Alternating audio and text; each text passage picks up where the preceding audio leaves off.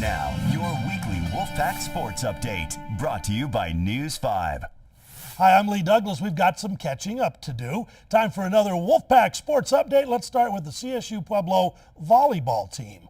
A longtime doormat in the RMAC standings, they had undergone a resurgence in 2011 under new coach Jen Gomez. And the first goal of this year's team making the playoffs was realized this weekend as the ThunderWolves closed out its home schedule. Saturday, the ThunderWolves looked to avenge a loss to Fort Lewis earlier in the season and started the match off on an emotional note, giving the opening serve to Janae Heiser, a senior who saw her season end due to a knee injury earlier this season. But the Pack couldn't ride that wave early on, going down 2-1 before turning on the heat. CSU Pueblo secured the fourth set on this kill by Bernie Petrie, setting up a fifth and decisive set that was all ThunderWolves. Aaliyah Wildman took this feed from setter Casey Griffin to hit home the final point in a 15-9 fifth set win, setting up Tuesday night's breast cancer awareness game with Western State in the home finale. And the Pack took it to the Mountaineers, breezing through the match in less than an hour.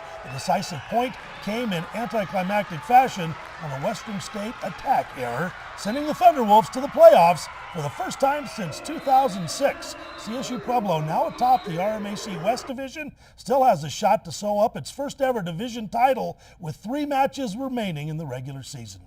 Of course, the big story at CSU Pueblo, certainly the football team, which rose to the top 10 after a win over Nebraska Kearney on the road 2 weeks ago and solidified its standing Saturday with a 27-7 win over Colorado Mesa at the Nita and Eddie DeRose Thunder Bowl in Pueblo on the campus of CSU Pueblo. CSU Pueblo scored twice out of the Wildcat formation, the first coming on this direct snap to Jesse Lewis from 3 yards out. That put the Thunderwolves up 7-zip, up 14-7.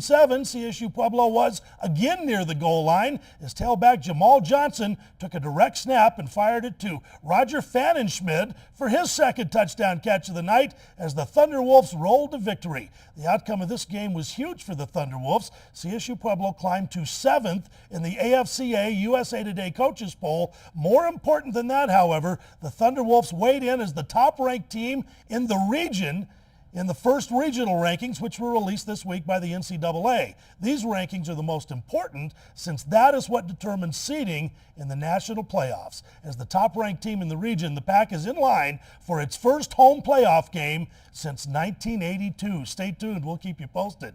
That's going to do it for this week. See you next time with another Wolfpack Sports Updates. I'm Lee Douglas.